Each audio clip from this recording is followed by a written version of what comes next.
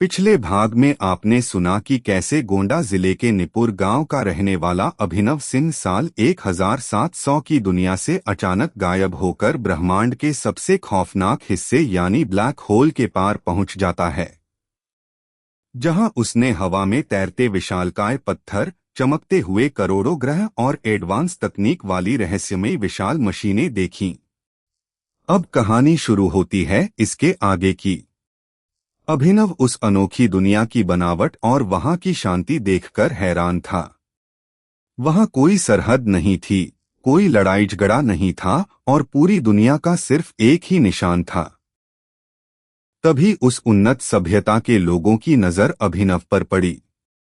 वे लोग कदकाठी में इंसानों जैसे ही थे, लेकिन उनका दिमाग और उनकी तकनीक इस धरती के लोगों से करोड़ों साल आगे थी। जिन्हें आज हम अपनी फिल्मों में एलियंस कहते हैं, वे असल में बहुत ही शांत और दयालु जीव थे। वे अभिनव की घबराहट को तुरंत समझ गए। उन्होंने बिना कोई वक्त गवाए अभिनव पर अपनी कुछ एडवांस मशीनें लगाईं। उन मशीनों ने पल भर में अभिनव के शरीर की जांच की और यह पता लगा लिया कि अभिनव किस समय और ब्रह्मांड के किस कोने से यहाँ आया है।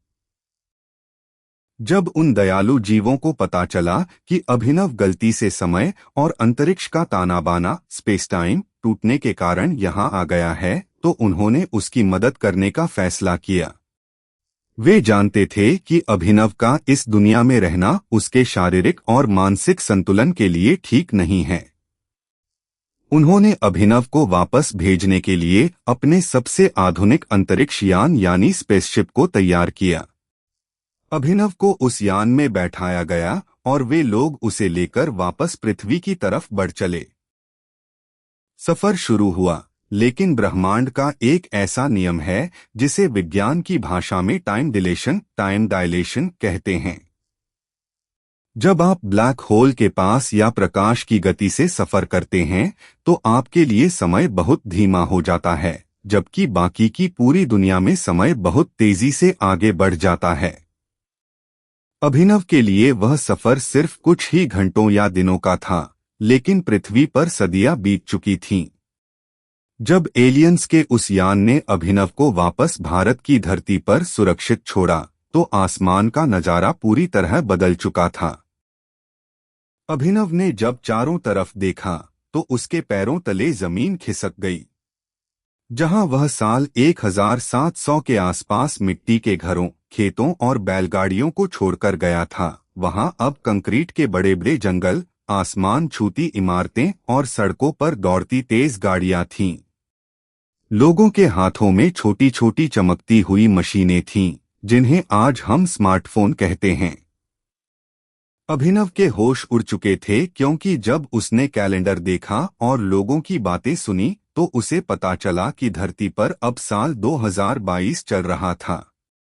पलक झपकते ही वह 300 साल आगे आ चुका था।